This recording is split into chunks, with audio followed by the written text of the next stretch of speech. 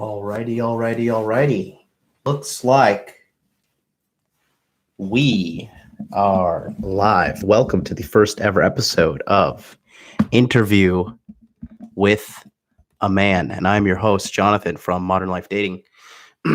Still getting the setup all situated here. And looks like I already got some people in here. Looks like 3 people already. All right. So let's see the chat get in here. Hit me up in the chat. Let me know who's here. And the Void, what's going on, man? I'm going to just let this thing get set up. I really, it's my first time doing this. So we're going to fire up the Instagram feed as well. And we're going to make this happen. Here we go.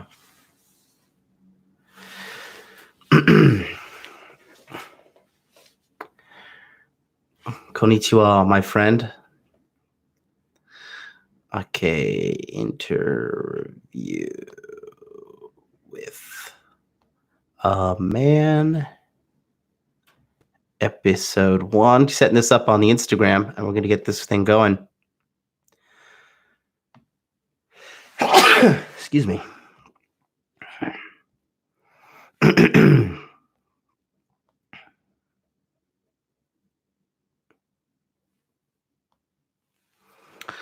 All right, so we got 4 people in the chat. Let's see where we're at here. Welcome. So this is the first of many episodes coming out here. And today we're just kind of get my feet wet. I'm gonna do an origin story of myself, just so for the guys who are watching and who know who I am, you'll kind of know a little bit about me. And if you don't know me, then you'll also learn who the hell I am. So let's see what we got. Konnichiwa, Bless, the Void. The Void, I don't know who you are. Are you friends with me on Instagram? Or where do I know you from? From the Red Man group?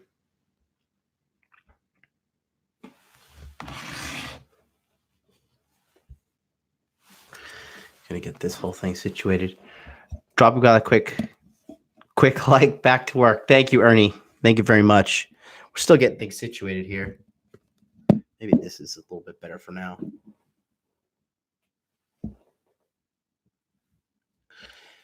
All right. No, I saw your channel from RMG. What up, Oaktown's Finest? Hello. I'm running a little delay here, but this is the first episode, and I thought I would wear a suit and get it going with the whole authority mustache. What up from Ireland? What up, Ivar the Boneless? Let me see if I can put this somewhere near. Okay, so I got both my chat feeds there. The authority mustache is still going. You get on my email list, you'll know what's up with the authority mustache. But yeah, guys who are watching me on Instagram, this feed will end after 1 hour. Guys on YouTube, it is me. It is my first show, my first radio show, Interview with the Man, like I promised, on the Monday, January the 21st, which is morning time for you guys. It's up 5 here in the Bay Area, so I'm up early. Oaktown's Finest, killing it.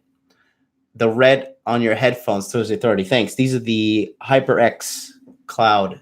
I forget what they're called, but they are fucking amazing. Help me get good KDRs in Call of Duty.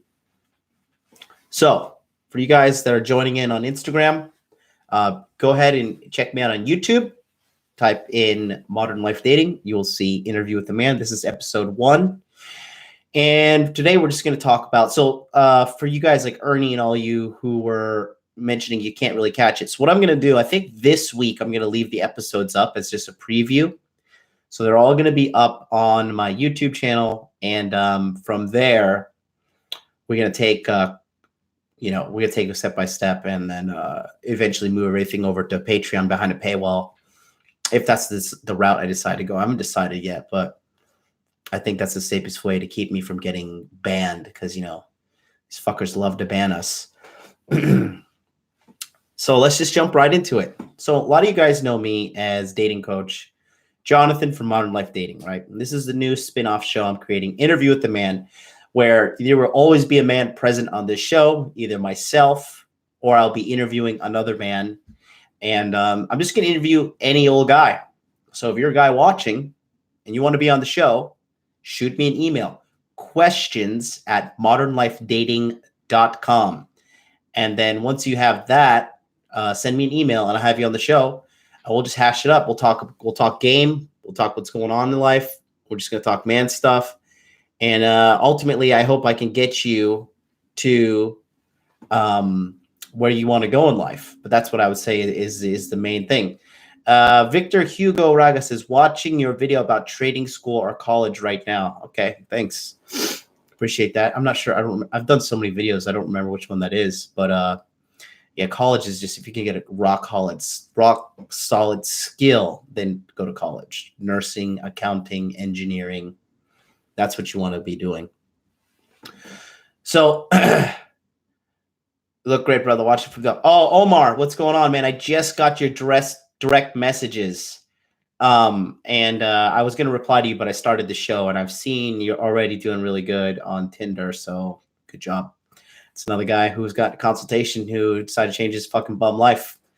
And not saying that his life was bum, but you know what I'm saying. Do I really have to be fucking such a snowflake for you guys? Do I have to put asterisks after every sentence? I hope not, because if this is not the fucking show for you. So anyways, we're just going to talk about, guys, I see a lot of you guys hitting me up on Instagram. Get over to YouTube. And you can see what's going on. Oh, that is one of the Red Man group. Okay. Yeah. Get over to YouTube, type in Modern Life Dating, and you can watch me here. Oaktown Finest says, gonna need your Tinder advice when I head to Miami at the end of March. Yeah, I got you, bro. You already know it. So this episode, we're just going to talk a little bit about me. All right. Because a lot of you guys, I'm just some like random internet guy that just showed up. And I want to let you guys know exactly who I am, because I think my story merits a little bit of acknowledgement, because it is an above average story. It is not your average tale. So as a lot of you guys know, I think the biggest thing that for me overcoming the whole struggle I had with dating, which now dating is literally the last fucking thing on my head. I'll be sending out an email for you guys that are on my email list. I'll be going into depth about that and the levels of being a player. And I'll let you know which level I'm at, and you can see which level you're at. That is on my Instagram bio. You just click and you can join the mail list, or you go to my website, modernlifedating.com. Click on Triple Your Tinder. You'll get a 3-part video series that'll give you free advice about Tinder. In addition to that, you'll be on my mailing list. You'll have access to all of my private information. Okay. Thank you, Void. I appreciate that. So anyway, so let's just jump right into it. So a lot of you guys may have not known this, but I actually came from let's just be honest, it's a pretty shitty childhood. Okay. So the childhood that I had when I was young, it was not your cookie cutter like childhood. Okay. It was actually really, really rough childhood. And I'm talking, we grew up in extreme poverty and the whole 9 yards. And I'm going to go into it right now. Okay. So my dad, from what I know, my dad was a player. Okay. Shocker. He gave birth to me. Right. So my dad was a player. My dad met my mom on the beaches of Trinidad and Tobago, which is an island. This is the southernmost island in the Caribbean. Okay. My dad is a white male and my mom is Trinidadian, which basically means she's from India. Right. So my mom was 18 and my dad was like 44 or whatever. And he scooped up my mom off the beach in the islands of Trinidad, and he got her pregnant and he whisked her off to America. Right. And then apparently he and her obviously didn't work out. And when I was born, he stuck around for a little bit, but then he decided, fuck this, I'm out. And he left. Okay. So then it was my mom as an immigrant in the States, raising me alone. But that wasn't the whole thing. Okay. The plot definitely thickens. Being a young girl from Trinidad and Tobago, not knowing shit, not knowing what was going on in the world, she decided that like she was going to try to stay with this Christian family, but then she met another guy, and that became the father to that is now my sister, who's like my half sister. And then she broke up with that guy and then got with my little brother's current father. So we have one mom, three children, three different dads, right? So when you talk about hypergamy and you talk about really understanding the dating experience, believe you fucking me, I have seen it my entire life. And I'm just letting guys know that you got to learn this shit to use it as leverage in order to give you the most happiness in life, in order for you just to feel more fulfilled as a human being, make this place a better earth, okay? My goal is to teach you guys to learn how to date, learn how to be successful with women. That way you don't have it used against you in life, because in this like day and age, guys are like handing over thousands and tens of thousands of dollars for women just for some fucking pussy. Pussy's so easy to get. It is easy to get, okay? It is so fucking easy. It disgusts me. All right. It's so easy. I grew this fucking mustache to give me a goddamn handicap, to give me some sort of a challenge. And this fucking thing it's not helping. I need to like pluck out an eye or something to get more of a fucking handicap going on. Right. So, yeah. So the mom thing, right? That's just, it is what it is. When I was 4 or 5, my mom really couldn't handle me. So she met a lady at church and kind of gave me away for like a year. And I was raised with thanks, Everett. I was raised with this white family. All right. So, white people are really calm, stable, it's just very white, just very, very vanilla. Everything's good to go, pay their taxes, change the oil. They really got it going on. Change the oil on the little fucking thing on the little tab there that says it on the window. They never miss it. And so I had some sort of stability at this point in my life. But then I went back to my mom after a year because she wanted me back. And then, I just started living life, and when you're a man and you have no father, you have no masculine leader, okay? It's very hard to find your manhood in this life. And it is a very important thing for men to have their manhood. It is super important. Like, you've got to have your manhood. You feel incomplete if you're not a real man. And then what is a real man is determines case by case per man, right? There's basic foundations of like, are you a man or not? And then there's personal foundations that each man has. And we'll get into that later, how I made my own rite of passage into manhood, my personal one, how I did it. But growing up, didn't have dad at all, right? My saving grace was, the good thing was my mom did raise us in church. And say what you may about church or whatever, but ultimately, I believe that church is a good thing. It gives you structure, it gives you order, it gives you a sense of morality, and it gives you a sense of community, okay? In a world that's so isolated and everybody wants to tear everybody down and everybody's looking to just looking for their next big way to get offended, I think a church is a good thing. It offers stability, teaches you to dress up on time, teaches you to, you have to be somewhere. You gotta interact with people, teaches you good social skills. I really think that church is a good thing. So I was raised in the church from age 5, and I was involved in the church all the way up until age 19, heavily involved when I was in school to be a pastor, which of course I got thrown out of. But again, we'll cover that later. Okay. So I guess the first hurdle in my struggle or whatever, what I overcame. And again, I'm not telling you guys this story for you to feel sorry for me. Okay. I could give a good goddamn if you feel sorry for me or not. All right. Trust me, there are plenty of hot babes out there. I could cry on their tits. right? Cry through my dick on their tits. But I'm not saying this to make you feel sorry for me or generate likes or whatever. I'm just telling you, this is the shit that I went through, and this is how I overcame it, and this is how I'm still overcoming to this day. So I have a pretty fucked up past and a pretty fucked up childhood, and as we'll get into. And I was able to overcome it, become a functioning member of society, above average, live an above average life. I've traveled the fucking world. I went to college. I've got education. I speak multiple languages. I have a lot of talent, a lot of skills. So if I'm able to go through all of this shit, you can too, especially if you come from a normal family, if you've met your dad, all these things. So, Victor, I'm 33, brother. So anyways, I guess the first thing that happened was, and all you guys on Instagram, hop on over to YouTube. Hop on over to YouTube if you can.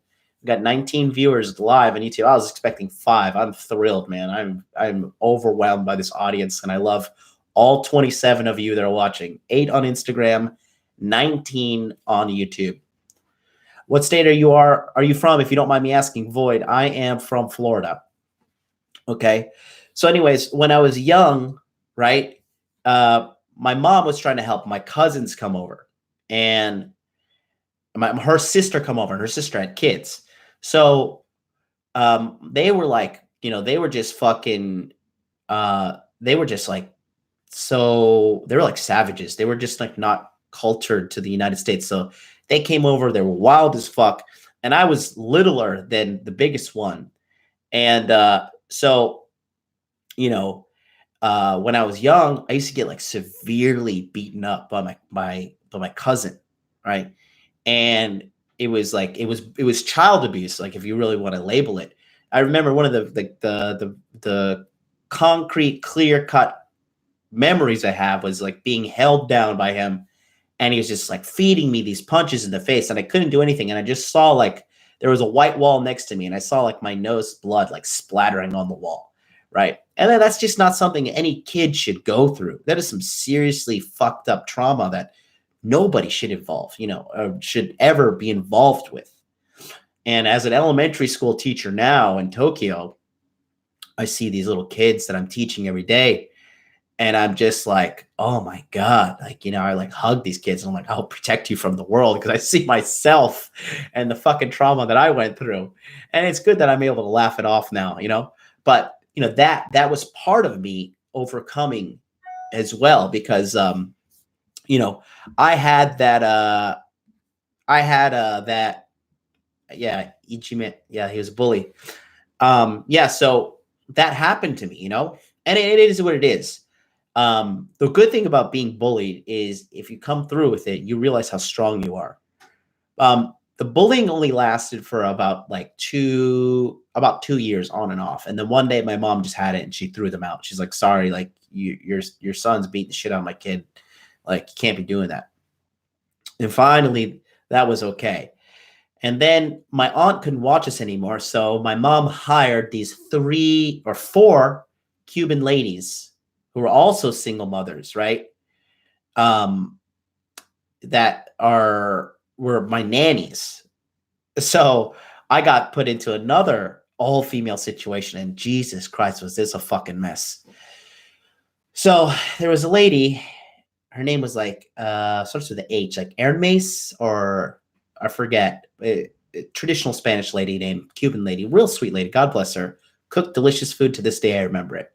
She had 3 daughters, Jessica, Ingrid, and Lisa. These girls were all like 20 to 19 watching me, right? They were taking care of me and my brother and sister. And they also were taking care of these 2 sons of a woman who was a crackhead. This was in Miami, right? I grew up poor as fuck. That's probably why I'm so obsessed with getting rich. But, grew up extremely poor in the ghettos of fucking Hialeah, if any of you guys know where Hialeah is. And, Lourdes was the mother of Robert and John. So it was me, Robert, John, my sister, and my brother. 5 kids being watched by 4 women. None of them had a single man in their life. None of them had a man that they could keep in their life. No man would really put up with their shit, to be honest. And I saw it all, man. I saw these ladies go through the stress of dealing with Robert and John. I saw them pretty fucked up, they got to the point that they couldn't handle Robert and John, and that they turned them over to the government. And I went with them and I watched this shit, them like turning over these people to the state. And like then they came home and there was Christmas lights, and then all the girls started crying. They started like ripping down the Christmas lights. It's like, we don't need any fucking Christmas lights. We don't need to celebrate for Christmas. There's no reason for this. And so then, you know, they then in the midst of their turmoil, their fucking emotional tornado, they decide, fuck it, they're going to go back. And then they went back to pick up Robert and John. They're like, we're going to make this family work, whatever. And that was just a fucking chaotic situation. It was just fucking psycho, man. And so then what happened next was that stage was over. And then my mom found Jesus. Then my mom found the Lord, right? Really found the Lord, okay? So we did this like weekend trip up to Orlando. My mom surprised us, right? And she's going to take us to Disney. She didn't plan it well, and she took us to Disney, and it was 3 children, right, in the middle of Gay Week. And it was just like gay people everywhere. And I don't give a fuck if you're gay. I don't give a shit if you want to suck dick and you're a guy. I don't give a shit about any of that shit. But my mom was Christian. We were in this atmosphere that wasn't really family friendly. There's all these gay dudes making out with each other, running around, being super gay. And my mom just didn't want us to be around that, right? She just wanted us to maintain the innocence of our childhood and not have to like deal with that kind of atmosphere. So she complained to Disney. They gave us tickets and to another kingdom, Animal Kingdom. We fucked off there. It just was built, so we just rode a couple of rides, and then my mom decided to sign a lease in Orlando because she just wanted to get out from Miami. She wanted to restart. Okay, this is when my mom was entering her epiphany phase as well. Okay, she's about 29 at this time. Well, Hugo, I just said it. Hugo just said something very interesting. Does your mom finding Jesus have something to do with the epiphany phase Rolo talks about often? Could be, man. You know, when I was in Miami, I didn't really get what was going on. But when I was like 8 or 9 years old, I remember my mom took me to a nightclub. I was in the China Grill at like, 11 o'clock at night, sitting in the VIP eating medium rare steak because some big fat drug dealer named Miguel was with my mom. I don't know if my mom was banging this dude or she was just extorting him for cash.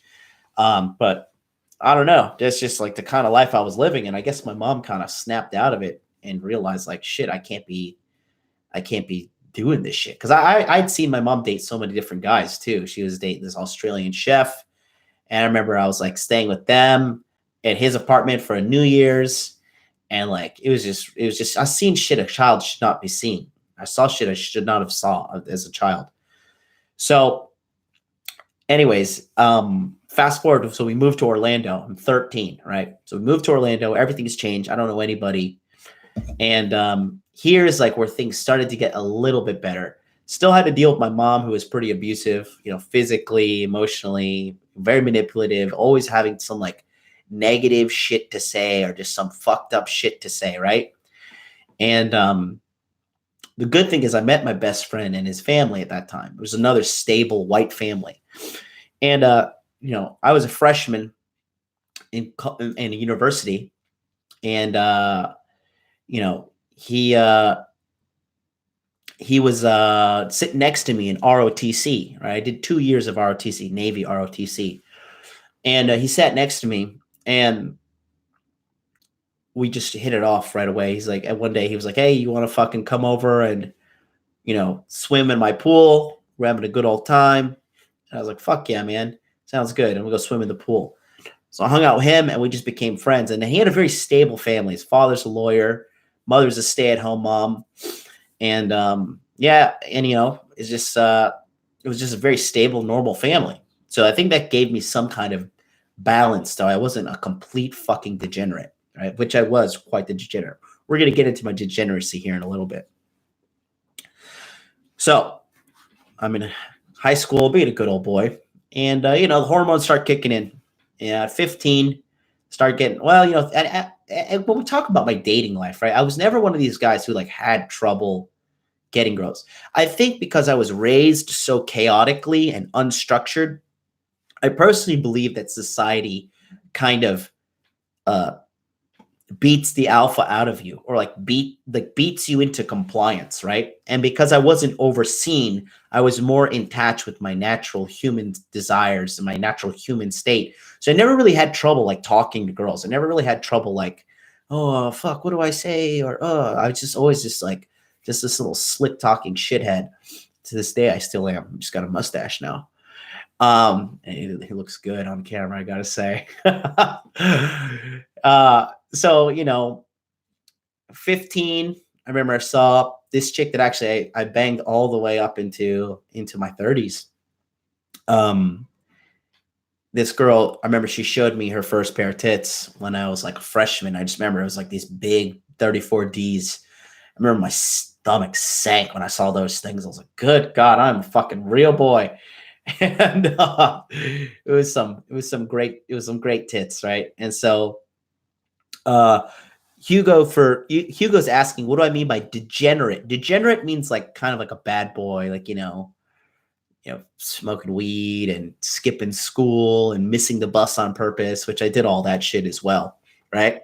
Oh, Ryan Stone's watching on Instagram. Welcome to the first episode, Ryan Stone, of Interview with a Man, my new podcast, which we are celebrating with the battle stash, as he just put it.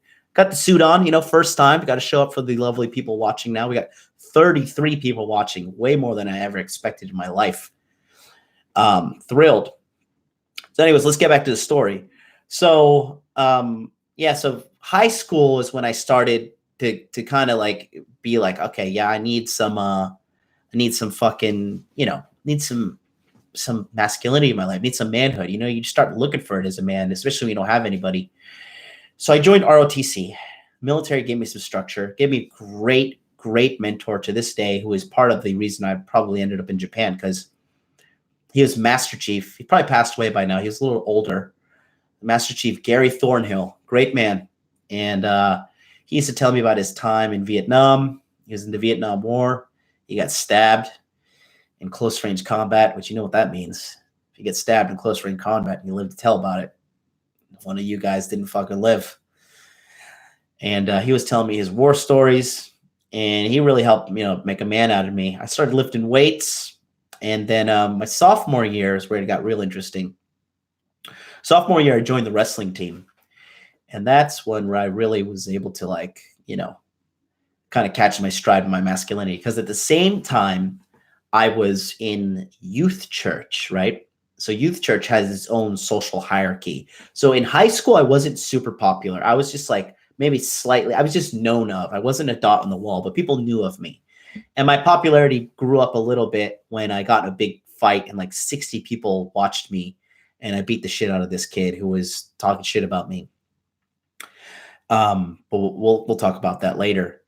But I guess you could say the way I got like alpha, or had like my alpha experience of like social hierarchy, was I was in the Pentecostal church, and there was something called the National Fine Arts Festival. And in the National Fine Arts Festival, it is a nationwide festival where people get together and they compete for acting, singing, dramas, skits, choir.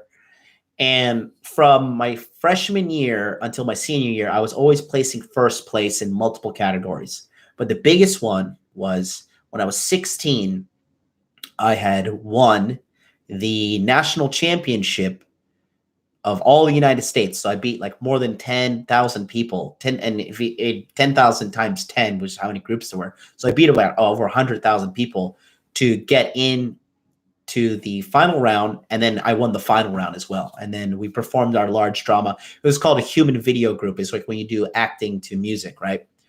And it's voiceless acting. So it was a good time.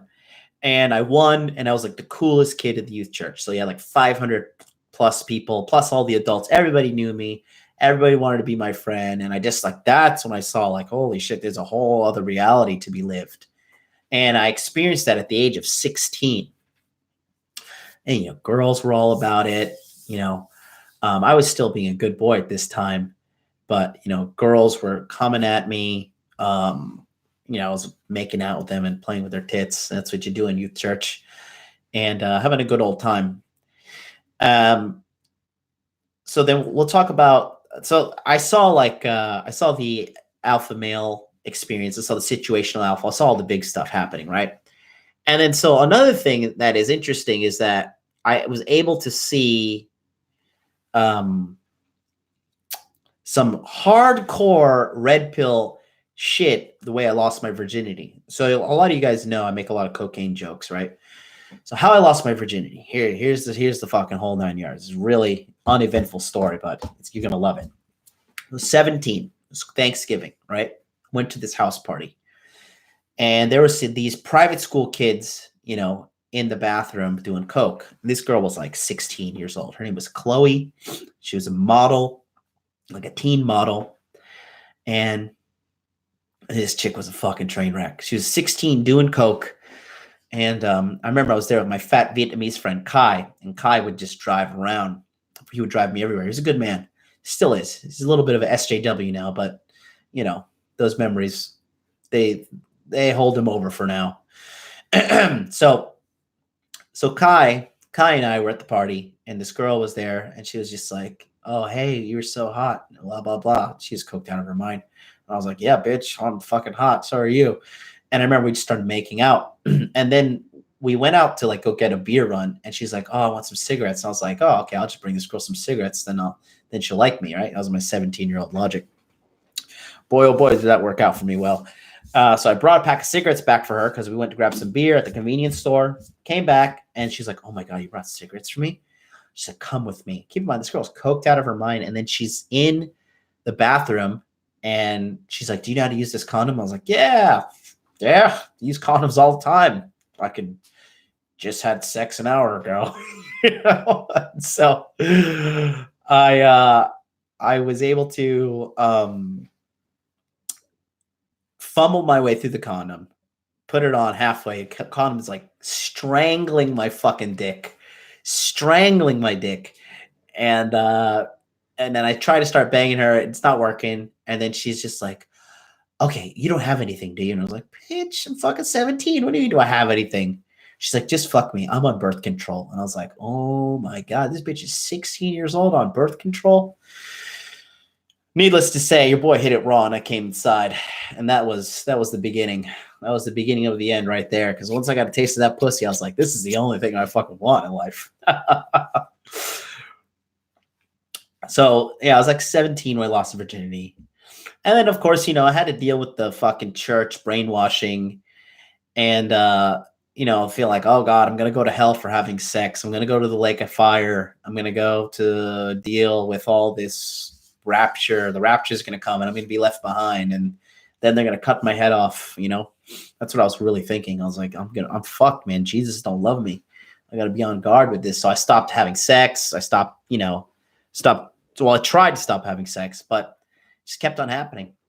And then I went to school to be a pastor, right?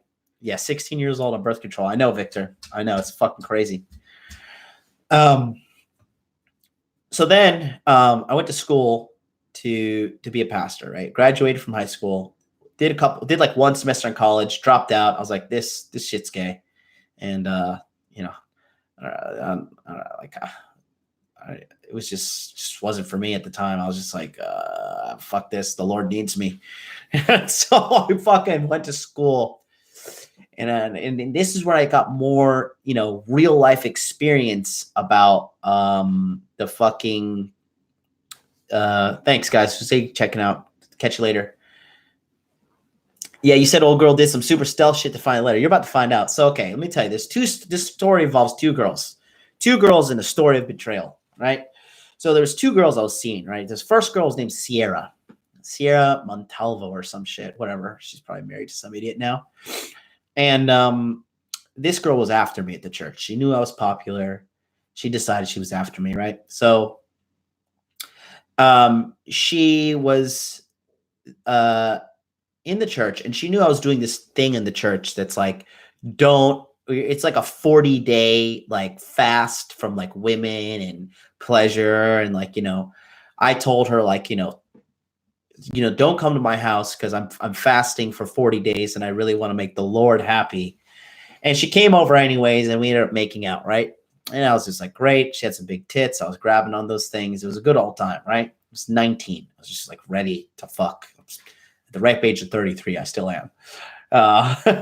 So she came. Then after she left, though, the guilt of the Lord struck me. And I was like, oh, what haveth I doneeth? For I will go to hell now. And I was so mad at her. And I was like, you got to stay away from me. I don't want to talk to you. You really you broke my oath against the Lord. And, so I just was telling her, like, basically I'm done with you. And then after that, she like confessed to me. She's like, I just want to let you know, like, I hate you. You really broke my heart. And then she got some beta boy as her little rebound or whatever. Right. So then comes the point in our church where they recruit me to become a pastor. So I become a pastor. I go to the school to become a pastor. In the first year, you're not allowed to have sex. You're not allowed to talk to girls for more than 90 seconds in a one-on-one situation. You really have to dedicate yourself to the Lord. And I really was dedicated, surprisingly. I really was. I was reading my Bible. Excuse me. I was reading my Bible as being a good Christian man. Jacob, what's going on? I was being a good person. I was, following the rules. But then along came Vanessa. Vanessa was a sexy. Oh, still to this day, she's so sexy. Sexy Mexican girl. She just got those genetics that don't let her age. Lucky her. So Vanessa decided that she was taking interest in me. Victor, you just hit me with a random question. Do you think not doing drugs makes women see you as a beta male until your behavior shows otherwise? No, I think drug use has nothing to do with being perceived as beta or not. Just, you're probably better off not doing drugs. Just good general advice for those of all IQs. Anyways, so Vanessa decided she wanted to come into my life, right? And she wanted a piece of that action. And she tried me. She was sitting next to me, always trying to be in the same car as me for group trips, always trying to get things going to get me and her alone. And I wasn't stupid. And I was the surfer heart dude at that time. I had hair down to here. It was long and flowing. I was all slim and cut up. I had a really good pretty boy look, not a rugged man now like I have with the authority mustache, not a seasoned veteran. I was a fucking primordial ooze at that time, but she was all about it. I remember one time I was reading my Bible. I was reading my Bible at the lunch table where we were eating. And I remember it got to the point that she was so just enticed by me and just wanted me so bad.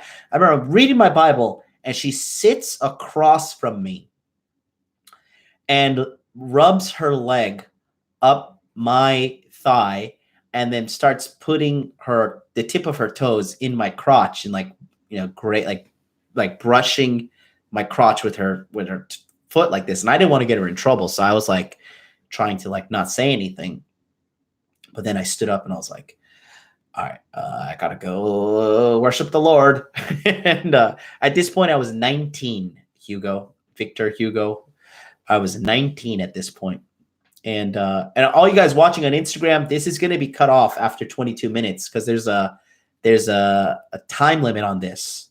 But if you get over to YouTube, you can watch the whole thing because there's no time limit on YouTube. Jacob, yeah, this is just my origin story. I'm going to save this on YouTube and you can watch it from beginning to end, but you just kind of know who I am. So anyways, it just came down to it one day that me and Vanessa were alone. And, I did what your boy does. I was like, all right, come here, you Mexican bitch. And I started making out with her and, oh, it's a good time. I remember we were in some other lady's house and she was like, left us alone for a little bit. And we were just like making out like feral animals. It was just going at it like, ah. And then I was playing with her tits. And then it got to the point that like we went somewhere alone in our car and I started having sex with her. Right. And so, I started having sex with her and we weren't using a condom. And I remember one time we had sex, She like wrapped her legs around my back and held me there. And I just unloaded a full load in her. And, it was just filled her up, brother, like a gas tank. Just saw the face of the Lord. And he told me, you're not allowed to be doing this, Jonathan. So I fucking filled her up. I came inside of her. And it was the greatest feeling in my life. And we kept fucking and hanging out, right? So then, Victor, just YouTube modern life dating, and you'll find me. So anyways, I filled this bitch up like a fucking tank of gas on payday, baby. And, that was a good old time. And so then, I started feeling guilty, and I was like, look, we're going to get caught. I'm going to get thrown out of this fucking whole goddamn church organization. I've got to get this thing going. Like I've got to like really be serious with my career and the Lord and all that shit. So I wrote her a letter, right? Strike number 1, incriminating evidence. Wrote her a whole letter. I was like, listen, I love you. I want to be with you after. We can't be having sex, blah, blah, blah. We both have to be faithful unto the Lord, our Savior, Jesus Christ. Gave her that letter, gave it to her. And then, we kind of just took a break. And then there was like a lull. There was a silence. And then I remember that morning I was at the church. My mom worked at the church. So I remember I watched the sun kind of come up with her. It was like 8 or 9. We were just chatting on the bench. I was holding my mom's hand. We were just chatting, having a good time. And then I remember the director called me and he's like, hey, we need to fucking call you. We need to talk to you. And I come to the office and he has the letter in his hand. And I was just like, how the fuck did he get that letter? And so what happened was this. Sierra had been on to Vanessa liking me, and Sierra really hated me. And she hated me to the point that she didn't want Vanessa liking me either. Okay. So when Vanessa was sleeping, Sierra stole the letter, read it, and turned it over to the director in order to get me thrown out. And I was thrown out of the program. Vanessa was not. Of course, she's a girl. She was seen as the victim.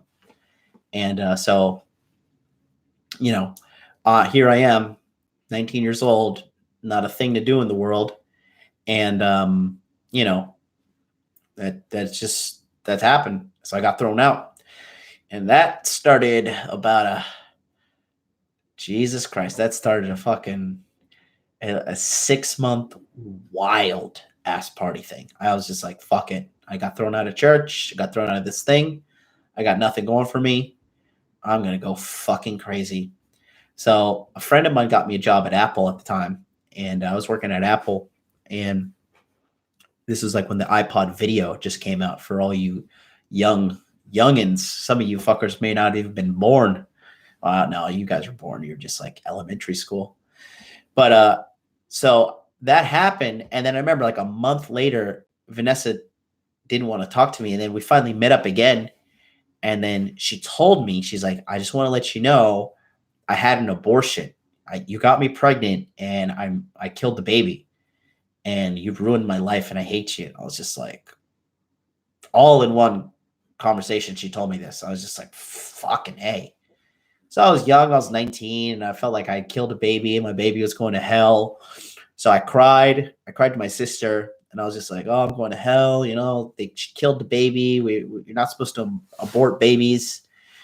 And that shit really hit me hard. So then I went on like crazy drinking and drugs, fucking drug bender. I was doing coke. I was doing acid. I was smoking weed. I would just be on the weekends and be like, fucking.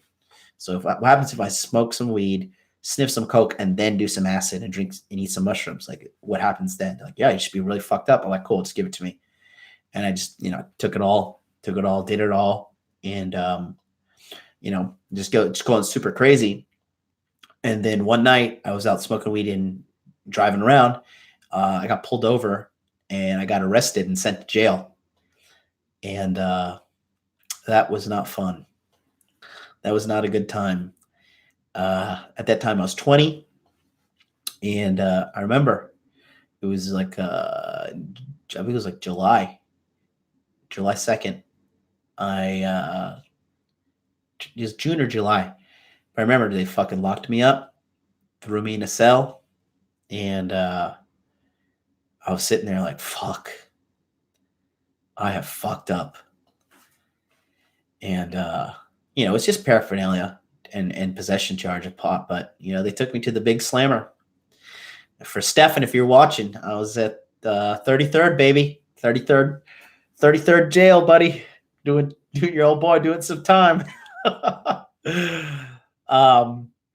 they only held me for like 14 hours. Let me tell you something. 14 hours in jail in a holding cell right before they put you in general population is enough to set you straight. Because as soon as I got out of jail, did the whole, community service, did the whole fucking 9 yards. But literally 2 months later, I was enrolled in college. I took 6 classes, 18 credit hours, and I got 3 A's and 3 B's.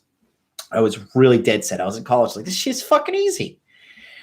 And so I decided at that point, I was like, okay, I'm in college. I'm going to get my degree because I want to go to Japan. I just want to go. I heard it was awesome. And I read that there was just tons of crazy sex stories, which they're all fucking true.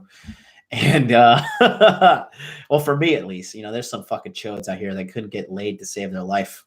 Couldn't fucking close the door. And, powered through, got my degree in 3 years. Catch you later, YouTube dude. Peace. Thanks, Everett. I appreciate that. Man, I appreciate all you guys just randomly. You guys are still sticking out here 46 minutes in. You guys are the real MVPs. You guys are the people actually going to go somewhere in life because you follow things through that, or you got nothing going for yourself and you're just listening to me. That's the cold, hard truth. But I would say more of you guys are on the front end than the back end. So yeah, that is what I had going. I powered through college.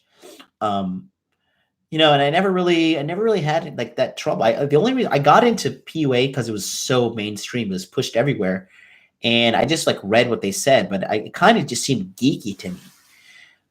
The biggest hole in my game was that I was not fully aware of how slutty girls can be.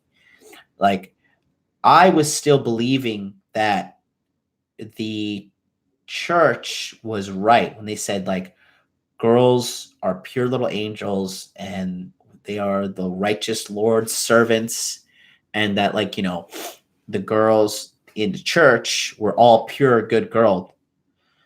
Archie, I am going to save it for a week or so, and then I'm going to put it behind a paywall on Patreon just to prevent me from getting SJW, because I expect to get popular, and I just know that these SJWs and these censorship fuckers are going to come after me. So anyways, so that happened, right? Flew through college. It was so easy.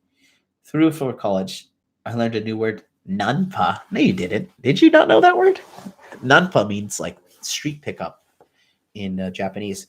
So the PUA thing happened, and I always saw these guys as like just dorks, because I always knew the baseline of being a hot dude, right?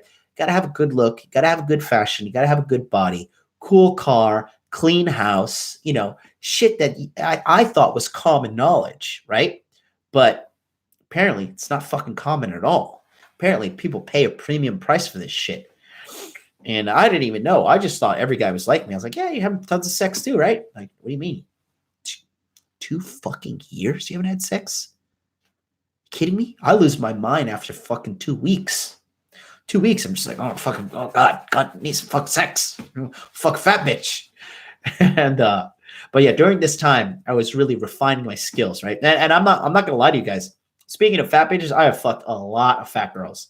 Got no fucking shame, brother. I have fucked fat girls. I have slayed some dragons, brother. I got no shame, because at that age, I was young, dumb, full of cum, and I just wanted to figure this thing out. I was like, I got to figure this sex thing out. I got to figure out how this seduction thing is, because I knew, because I was going to school for psychology, and I knew that there was a systematic way to get pussy. but I just couldn't put my finger on it, right? I really just couldn't put my finger 100% on it. And I just knew I just needed experience no matter what. And Oaktown Finest, I got to fuck a Big Shirley here and there to get through life. I remember I used to fuck this one girl in high school, or in what do you call it? In fucking university. Her name was Gabby. I remember one time I was fucking her and I was hitting her doggy style. And she wasn't too fat. She was like 5'5" and probably like 180 pounds. So she wasn't huge. She had great tits. And she was young. She was like 21. So her vagina was like,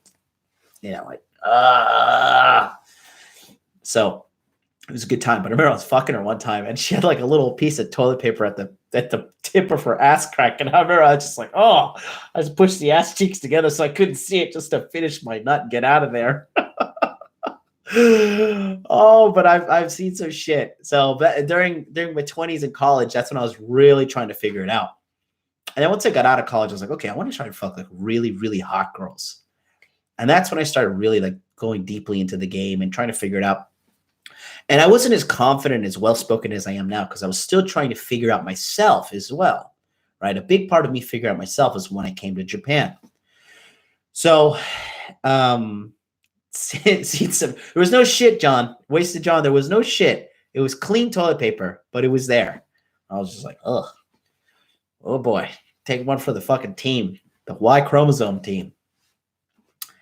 So, anyways, that all happened. And, that I graduated. And then that's when I decided, I was like, okay, I'm going to go to Japan. Right. And here's why I wanted to go to Japan. It's because I did not feel like a man. That is a real thing there. I had graduated. I had my badass job. I used to work at Aon Hewitt. And if any of you guys know who Aon Hewitt is, you know that's not a job that just anybody gets. Right. And then I had my own little business. I was selling used sofas on the Craigslist as a side hustle that was bringing in, $4,000 to $1,000, sometimes $2,000 a month. I was murdering it. I was managing my uncle's property, and I lived in my own place. I had roommates, and I've just had a fucking revolving door of horrors coming through. It was a good ass time, but I just didn't feel like a man, right?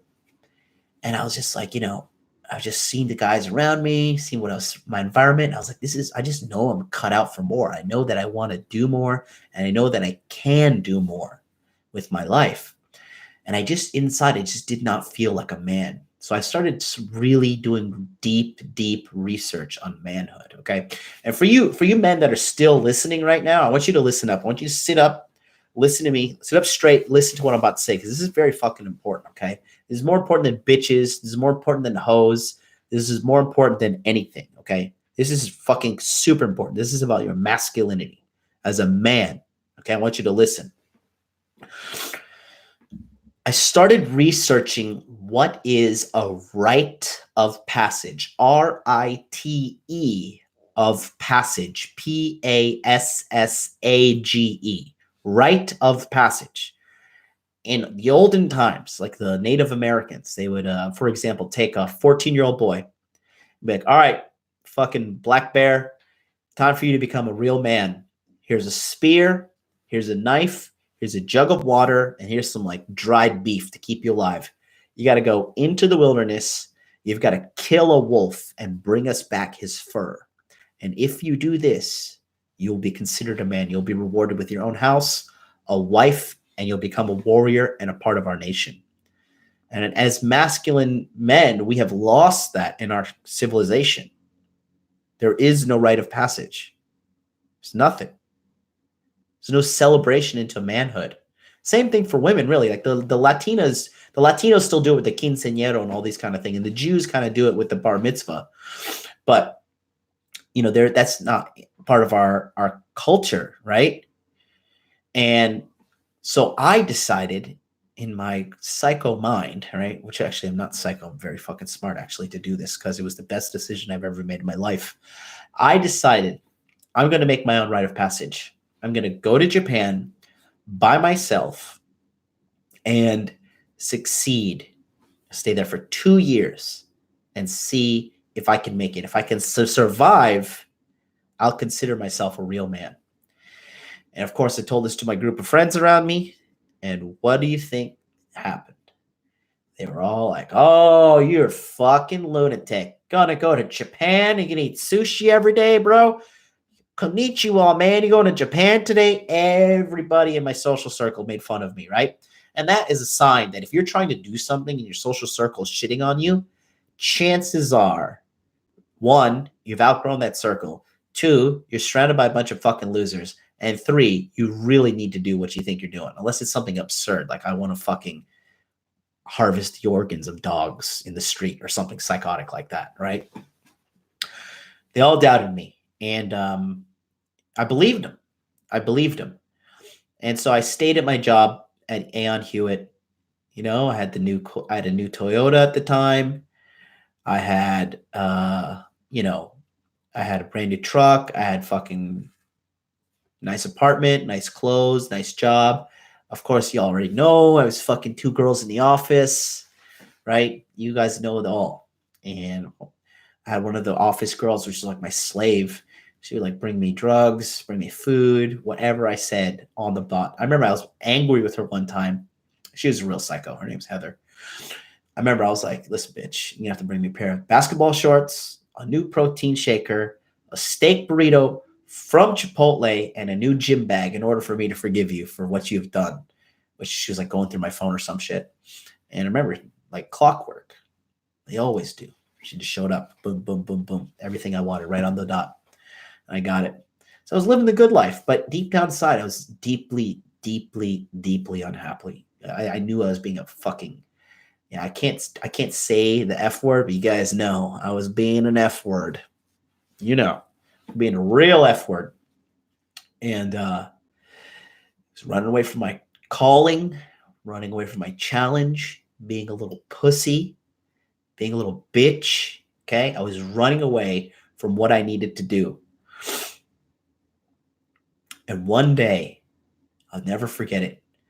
Something just hit me in my chest, man. Yes, Jacob. Um, this word, not this word, this feeling just hit me in my chest. And I remember I felt it like deep, deep in my chest, right? It was just like, get the fuck out of here. Get the fuck out of here. And I was just like feeling like this panic, like I gotta get the fuck out of here. Like, fuck this job, fuck this life, fuck all this shit, man. Fuck all these losers telling me I can't do it. I gotta get the fuck out of here. And I remember it was just like, I can't explain it, man. It was just like this real feeling in my chest. And I remember it was in the middle of the day. They gave me a 97% performance review that day. Remember, I took my protein jug, Optimum Nutrition, right? Gold standard, threw it under my arm. Protein shaker, keys. Boom. Chatted the fuck out of that door. I was just like, fuck this. I'm going to Japan. I'm making my dreams come true, or I'm going to fucking die trying. And that was it. I got fucking, it was February when I did that. And that's when I started sending out those job applications. Laughter, denial. I was living in Florida, brother. People were just saying, you're fucking crazy. You gave up a great job. You're a psycho. And I worked at a nightclub as security at the time as well at night. And then one of the big fat boss, big fucking loser. He was just like, "Oh, you're going to go to Japan, huh?" Everybody was laughing at me. Everybody's doubting at me. But I was just like, you know what? Fuck all you people. Fuck your peasant lives. Fuck your peasant mindsets. Fuck every single last one of you guys. Fuck you. Fuck you. Fuck you. I know what I want. I know what I want to go get. And I'm going to do it. And again, guys, remember, I come from like this crazy traumatic past, like getting my ass beat, seeing so much trauma as a child, never meeting my dad. Mom's always at work. We're kind of left to raise ourselves. And I had to overcome so much. So, the fact that I was able to overcome so much, I was like, fuck these people. I can do this shit too. There's doubt in my mind. There's doubt for sure. I was just like, fuck, what am I doing? And I remember I sent out like 300 plus applications, 4 interviews, and then one time, I'll never forget it, man. I went through all the interviews. I just could not believe it. I got the email and they're like, welcome. You're going to come to Japan. And I was like, oh my fucking God, are you serious? And I remember the first thing I did, got on Facebook. I was like, got accepted to Japan. Sayonara, motherfuckers. And that was the beginning. It was the beginning of the tale of the rite of passage. But in good fashion, cutting you boys off. I'm cutting you guys off. And that's today's episode. 1 hour. I feel really good about that episode. I feel really good about this. I will be back tomorrow, which is 9 a.m. Eastern for you lovely folks in America, 10 p.m. Tokyo time for you guys. And yeah, I will continue part 2 tomorrow. We will talk about the rite of passage and the part 2 of my origin story. So you got part 1 today, got done in an hour. Follow me on Instagram. Hit me up at Modern Life Dating. I'll throw it in the chat. Follow me on Instagram. And yeah, boys, we are going to keep on doing this until I fucking die. Got plenty of information. I've fucked more girls than you probably, and I've definitely forgotten more girls that I fucked than you. So not to throw this in your face or whatever, but if you're a guy struggling and you need help, I'm your fucking guy. And if you don't need my help, you watch for entertainment, that's fine too. I don't give a shit. I'm here just to help guys figure out the dating situation in their life so they can move on to something better in their life. All right. So I just want to say thank you so much for watching. I am out like a trout, and I will see you tomorrow night on episode 2 of Interview with a Man. Take care, boys. Have a great night.